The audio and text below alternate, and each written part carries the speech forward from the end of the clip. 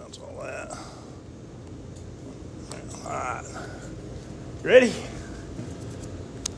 All right, everybody. Today is Wednesday, May 10th, 2023, and this is my little Bible study. And we are on our Wednesday night edition, so we're in the book of Exodus. All right, we're finally back on track. We had a BV a week ago, something like that. And now our schedule's back on track with Exodus on Wednesday and the rest of Genesis on Sunday. All right, well, we're going to finish the rest of Genesis on Sunday, but that's what we're back on. Okay, now tonight, we've been talking about the temple.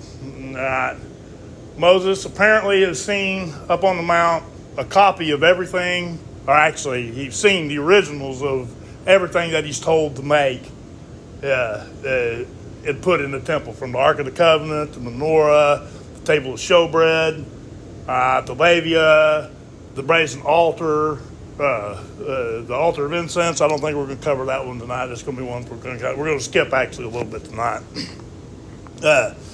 Well, a little bit. When it comes to the consecration of the priest, and I'll explain why when we get there. But now everybody, or pretty much everybody, has in their Christian education, if they've been in enough churches, they've heard at least the description of what the Old Testament priest kind of looked like with his robes and things like that. Well, here in the book of Exodus, we're finally to the priest garments. We're starting to talk about the priests. We're about to finish up all the things that are in the temple. That's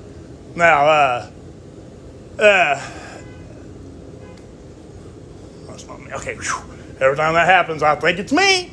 All right. So we're down over to the priest garments. All right, so let's just start with that and see what it says. All right. Father, we ask this fine people with open eyes and open ears in Jesus' name, amen. In Exodus chapter 20, verse 1, it reads, "And take thou unto thee Aaron thy brother, and his sons with him from among the children of Israel, that he may minister unto me in the priest's office. Even Aaron, Nadab, Abihu, Eleazar, Ithamar, Aaron's sons." These are all Aaron's sons. Now, if you know the rest of the story, you know that the first two guys, Nadab and Abihu, God kills them eventually because they offer strange fire on the altar, and he just kills them for it. And that's why Eleazar becomes the high priest right behind them. And you got to remember, the Greek equivalent for Eleazar is Lazarus, right? So one way his name is Lazarus then in Greek instead of Eleazar in the Hebrew, right?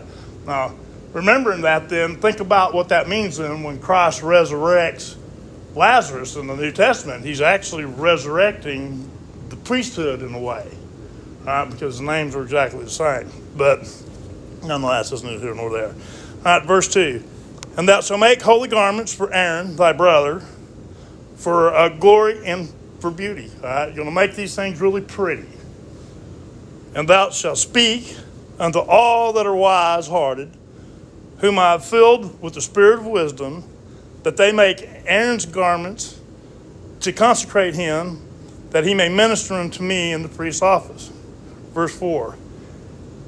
"And these are the garments which they shall make: a breastplate, an ephod, a robe, a broad coat, a mitre, and a girdle.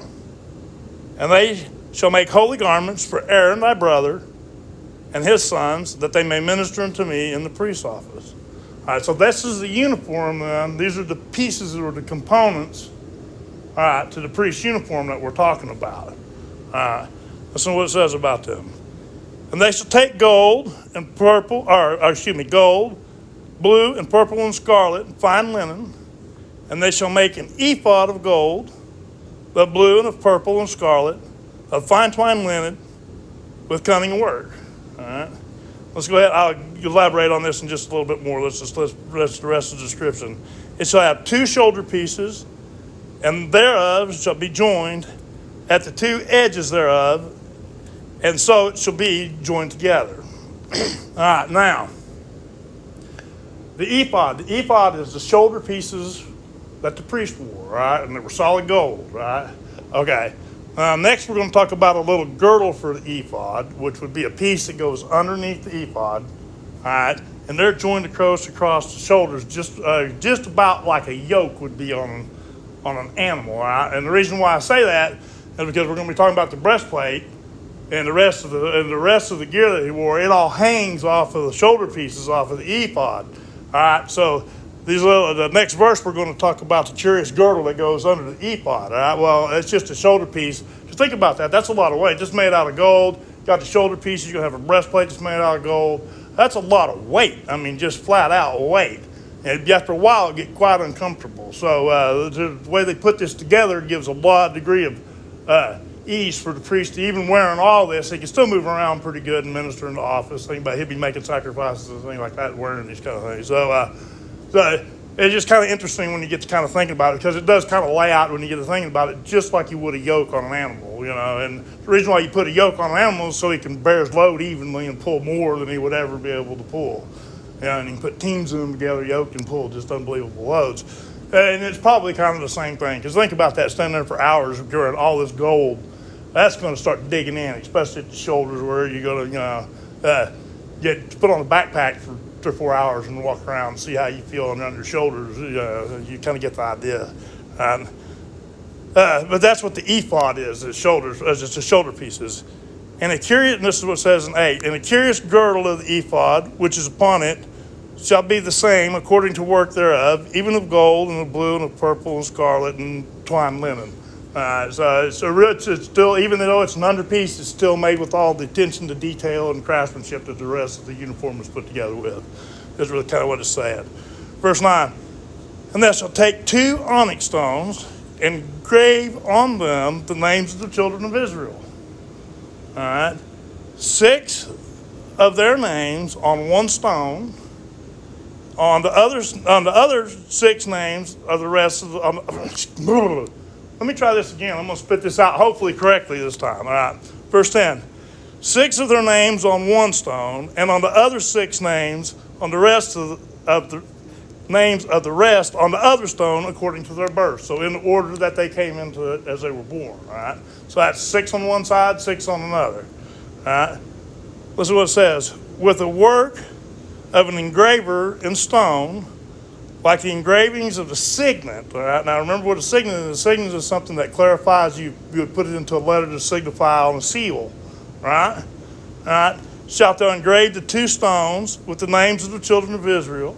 Thou shalt make them to be set in the ouches of gold. And thou shalt put the 2 stones upon the shoulders of the ephod for stones for memorial unto the children of Israel. And Aaron shall bear their names before the Lord upon his 2 shoulders for a memorial.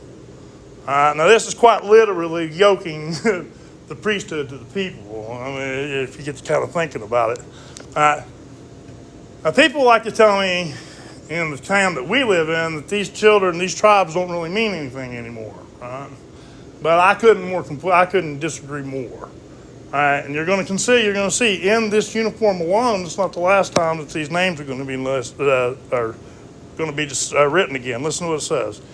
And thou shalt make ouches of gold, and 2 chains of pure gold at the ends, of weathern work shalt thou make them, and fasten the weathern chains to the ouches. Verse 15, and thou shalt make the breastplate of judgment with cunning work. So now we're moving on to the breastplate. So we've got the ephod, we've got chains. All right, now we're going to talk about the breastplate. All right.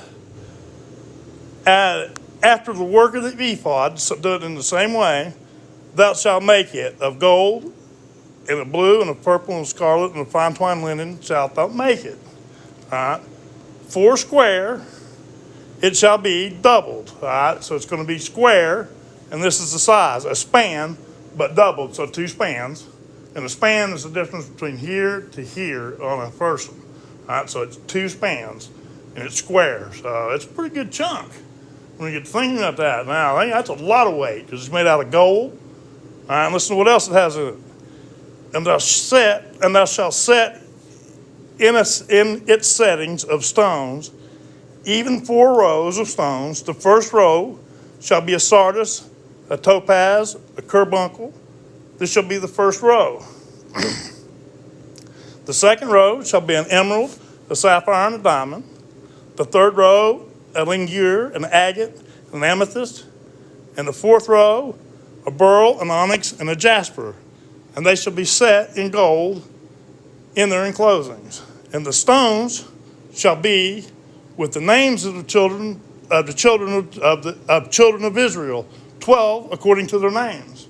So you got one stone set in this breastplate for each of the tribes of Israel, okay? Like engravings of a signet, every one with his name shall it be according to the 12 tribes. All right, so this is a big old plate here, and it's got some money. Think about just the pure monetary value just in one of these. Wow, and we're not, it's decked out. It goes on a little bit more in the description, but wow, I mean, the monetary value, just the by weight of the gold between the ephod and the breastplate and the chains, all right? And thou shalt make upon the breastplate chains at the ends of the withering work of pure gold, and thou shalt make upon the breastplate 2 rings of gold, and shalt put the 2 rings of gold at the 2 ends of the breastplate. And thou shalt put the 2 weathering chains of gold in the 2 rings which are on the ends of the breastplate, and the other 2 ends of the 2 weathering chains thou shalt fasten to the 2 ouches, and put them on the shoulder pieces of the ephod before it.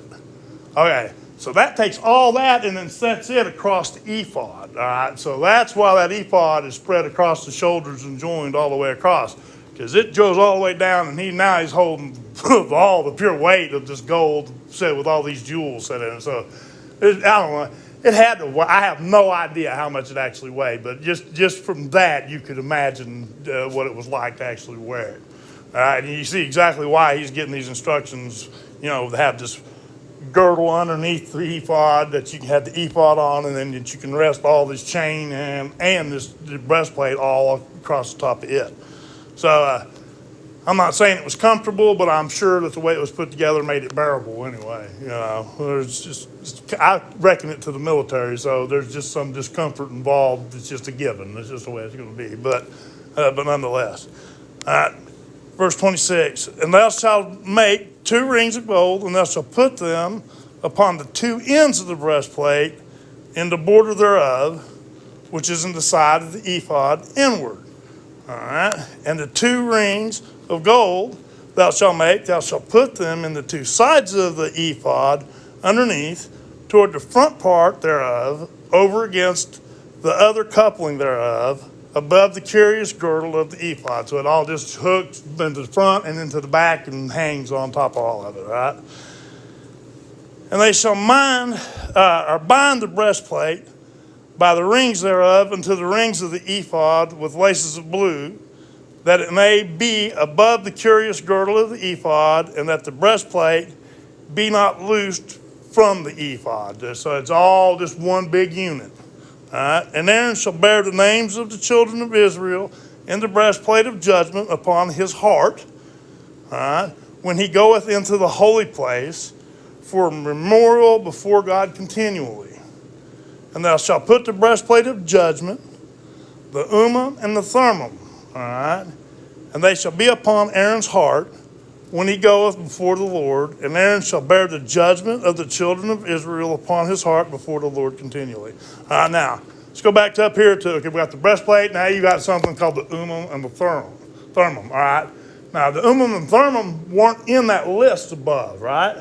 Nowhere did it say that. But you had the ephod, you had the breastplate, you had the girdle, you had all that stuff that was mentioned, right? But you didn't have anything mentioned about the Urim and the Thummim. Now, this is only mentioned a couple times in the entire Bible, and nobody really knows what it is. All right? We know it's associated with the breastplate. It says it's right here. You take the breastplate and the Urim and the Thummim. My personal belief from all the things that I've heard of what people say it is I think it's probably a leather pouch that contains a white rock and a black rock.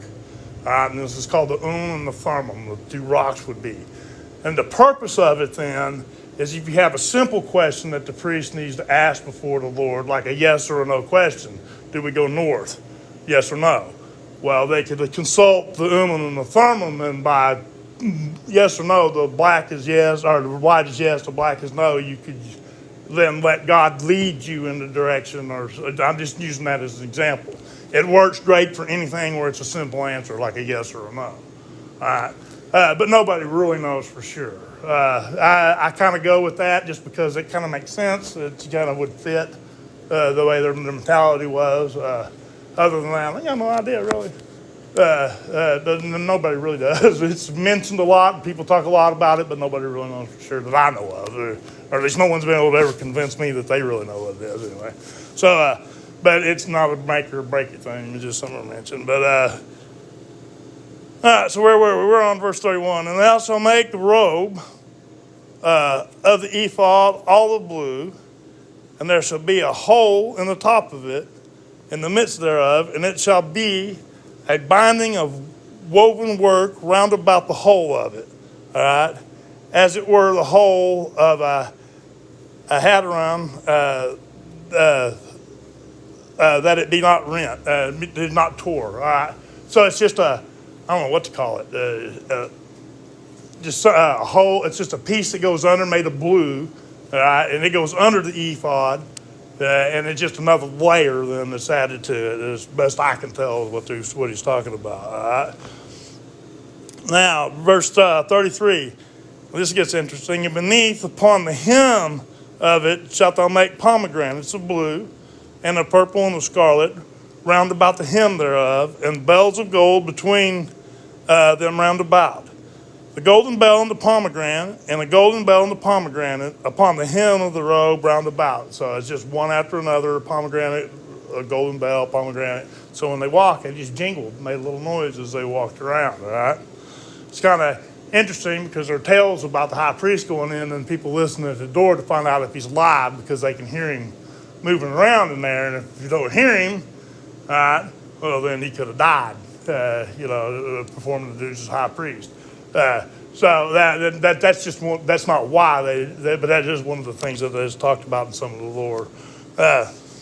Verse 35, and it shall be upon Aaron to minister, and his sound shall be heard when he goeth in into the holy place before the Lord, and when he cometh out, that he die not. So just like I was talking about, I can't remember who was talking about it.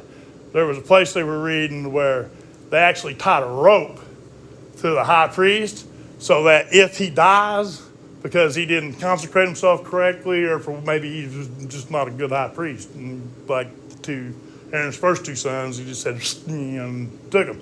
But where they had a rope tied to him so that if they go in and they don't hear it, then they don't have to go in, but they can drag him back out without actually having to enter the Holy of Holies.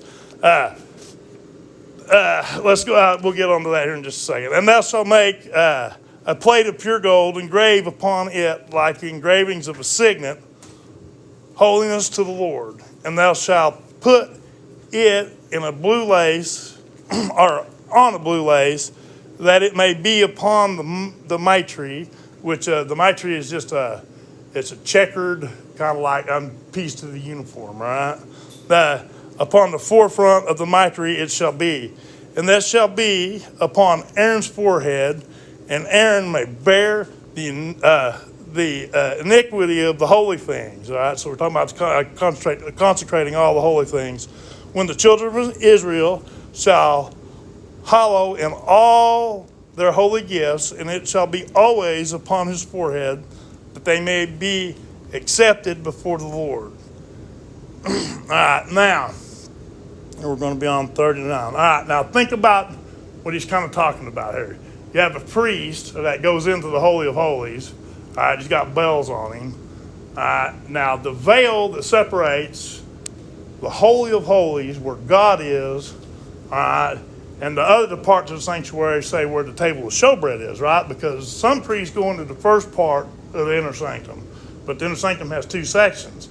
You have a veil that separates man from God, who's in the inner sanctum on the mercy seat, okay? And that's the setup for it.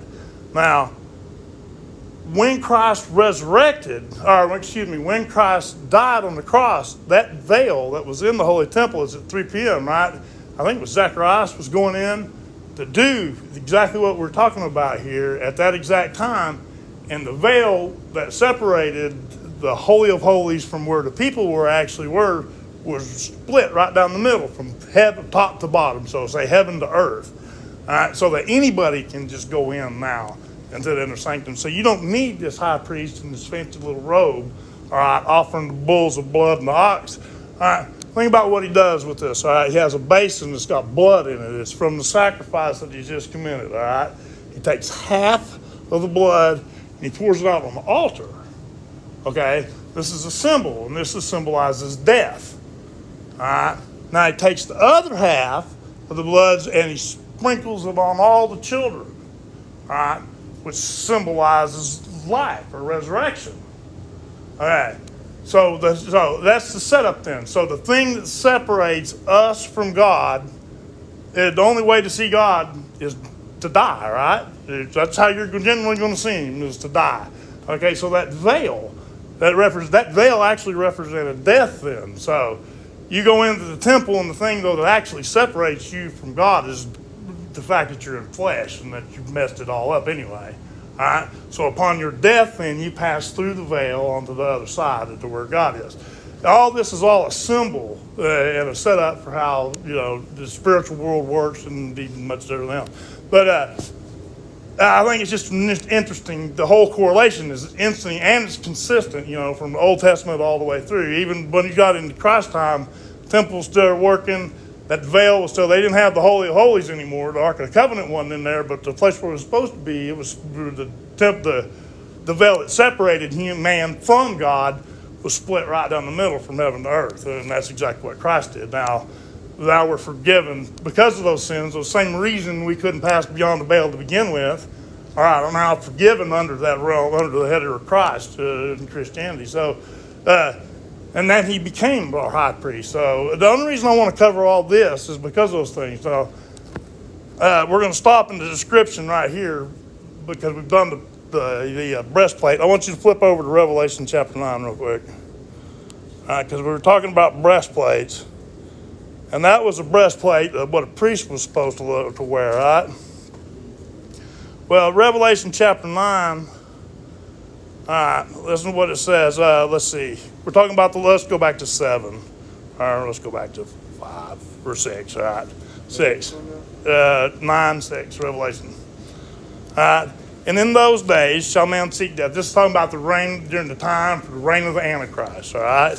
And we're talking about his little locust army and all those things have appeared. They're now known. Okay, listen what it says about them.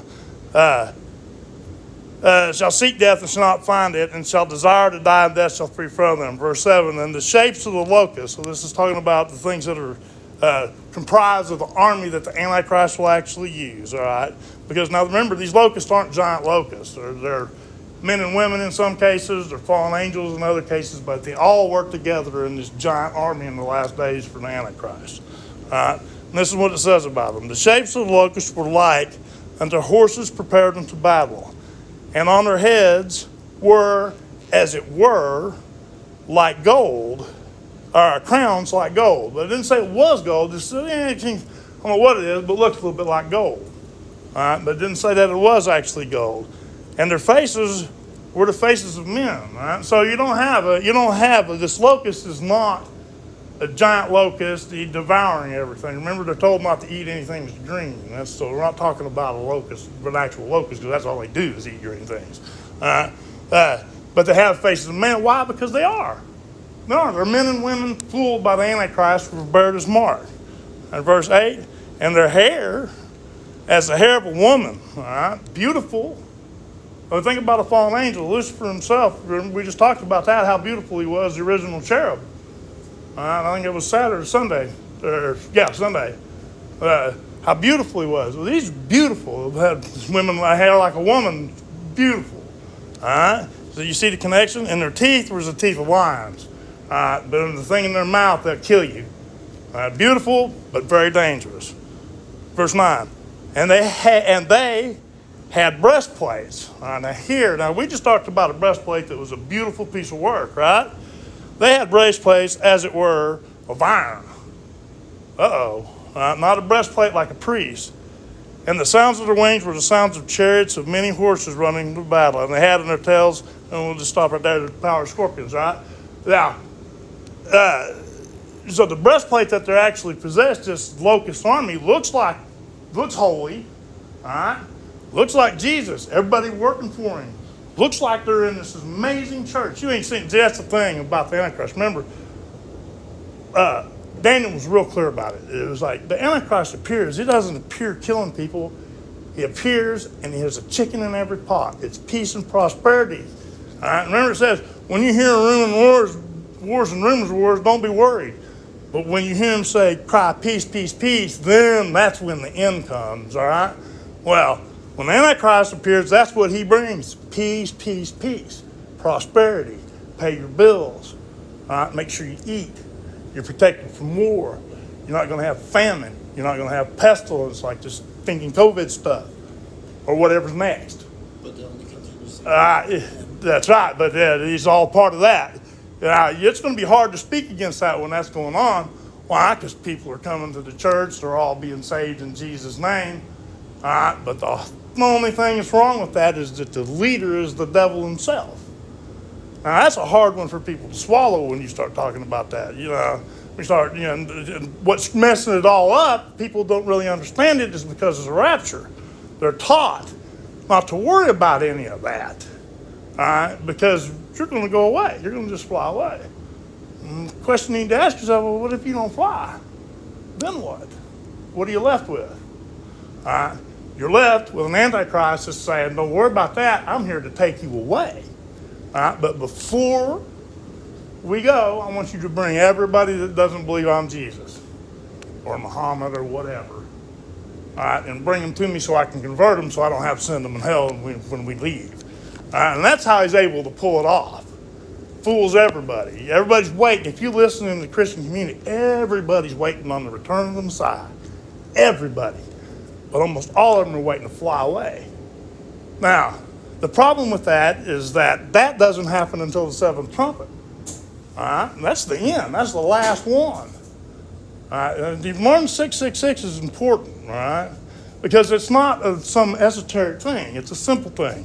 It means that at the sixth seal, at the sixth vial, and at the sixth trumpet, the Antichrist appears. And on the seventh seal, seventh vial, seventh trumpet, it's when the Christ appears. Okay? So you follow the order. That's why it says that way. To count the number. Okay, if you count 1, 2, 3, 4, 5, 6, 1, 2, 3, 4, 5, 6, they all 6 happen before the 7th. So just get ready. It gets fun. All right, but the ones that show up in the book of Revelation don't look anything like these guys wearing breastplates of gold with an ephod that has 6 tribes on one shoulder and 6 on another shoulder. With a breastplate that emphasizes those names again, all upon the Messiah himself, who is now our high priest. And this is how he's going to dress. You kind of get that description a little bit when you look at the description, among other things. That's just one of his roles, all right? Because he has all dominions. But that's just one of his dominions as the high priest. Okay. What you're saying, Jesus will come back wearing that? If he's acting as the role of the high priest, yes. Now, the role of the Messiah, he's the conqueror, so you get a better description in chapter 19 of the book of Revelation. Remember, he's all in white, golden girdle. You got the description, King of Kings, Lord of Lords, written on his thighs, a name that no man knows, things like that. So that's when he appears now. But as the role of high priest, when he's acting as the role of high priest, well then yes, I think this exact setup is right there in that tabernacle in heaven, like the tabernacle that we had here on earth. I think it's right there with everybody. So, but that's kind of just my opinion. It is. That's just what it is. But all right, let's run and see where we're at. All right. There's a couple things I want to bring up real quick, because we're going to start skipping right here. Let me make sure I get back to where tabernacle, bronze altar, priest garments. We were at the bottom of that, right? Yes, we were. All right, so let's see, next chapter, the consecration of priests, we're going to come in and skip that. And the reason why is because eventually the Levites become priests. All right, they didn't have a land, so they were in among the other tribes. And when they were scattered among the other tribes. So to figure out who a Levite is, first you have to figure out what your actual tribe is. Then you have to figure out of those people, which one of those are actually the Levites. The good news is, God's been keeping all that straight. It says so in chapter 6 or 7 of the book of Revelation, where he names the tribes where those are sealed from, come out of those tribes, and Levi is one of those mentioned. So God's he's keeping good track of where his Levites are. I don't know. Their main role, a Levite's main job is to move the Ark of the Covenant. So that'll probably always be their role. All right. I don't know. Other than that, I can't tell you too much why. So we're going to kind of skip that. But I do know that they're in this somewhere. They're in this game that we're working in the end times. Somehow they work into it. It says that their covenant with him is everlasting. So that means, like every time it says everlasting, it's exactly what it means. All right, that means it's still going on and will always continue to go on. So we'll figure it out as we go. It's part of the fun of it all. All right?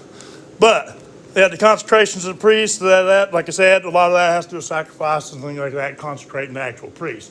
Here at this stage, it's the firstborn of Israel that he's taken. All right, before it's all over with, it's going to be just a tribe of Levi, and that's how they become priests. All right. Then we have the altar of incense. We're not going to cover too much about that. That's another one of the things. We have a census tax that comes up. It's more money that's going to be going into the church. But now in chapter 31, because this is worth mentioning, because these are the first few verses of 31. Listen to what it says. And the Lord spake unto Moses, saying, See, I have called by name Bezaleel, the son of Uri, son of Ur, of the tribe of Judah. I have filled him with the Spirit of God in wisdom and in understanding and in knowledge. Pretty bright guy. And in all manner of workmanship. Now, all manner, circle that in your mind, all right? To devise cunning works, to do works in gold and in silver and in brass, and in cutting of stones, everything that we were just talking about, particularly in the priest's robe, to set them, and the carving of timber, to work all manner of workmanship. And I behold, I have given with him Ahab, the son of Ahisamach, of the tribe of Dan, and in the hearts of all the wise-hearted I have put wisdom, and they may make all that I have commanded thee. So these are the two craftsmen by name that God picked himself. All this stuff that we've been describing, from all the way back to the Ark of the Covenant, all the way up through the priest robes, these are the two guys that are in charge of all the artistic craftsmanship that went into the Ark of the Covenant and everything in the temple. All right. Now, I can only imagine what these two men were actually capable of doing. And I doubt when they said, oh, these two guys, I bet everybody in Israel, oh, yeah, that makes sense. I have no doubt that these guys were well known for what they were doing, and he picked well when he picked them. But it said he's the one that educated them, and he's the one that brought them up to speed. So that means that however the Ark of the Covenant came down here, that was exactly that copy that he keeps talking about. And it looked exactly like it, because he said he put it in their minds himself to do that. But I thought that was neat to mention the two people that were actually responsible for constructing specifically the Ark of the Covenant. You know, I have everything else too, but the Ark of the Covenant, that was a masterpiece in its own. I just thought that was worth mentioning who they were. And that's where we're going to stop for tonight, because next week at this time, we're going to pick it up with the infamous golden calf and all the things that happened and associated with that. It's really actually gets back to being, right now, the last part, last 3 times in Exodus, has been kind of slow. I mean, I'll admit it, well, except for the cherubim one, that was pretty good. But it's kind of dry. It's just description, how to make it, what it looked like, you know. And even in the written description, we lack a lot of that detail, you know. When the description lacks the detail, it seems like the Bible just tells Moses, you remember, like it was, like you saw up on the mountain. You saw it. You know, you described this, make this, but you saw it there, make it look like that. And Moses, and I'm sure these two gentlemen worked together hand in hand to make sure all that was accomplished according to how God wanted it. But we'll be back in chapter 32 next week where we'll pick it up with the golden calf, the story that everybody's heard. But oftentimes we misunderstand what's actually being talked about. So anyway, you guys have a good night. We'll see you next time.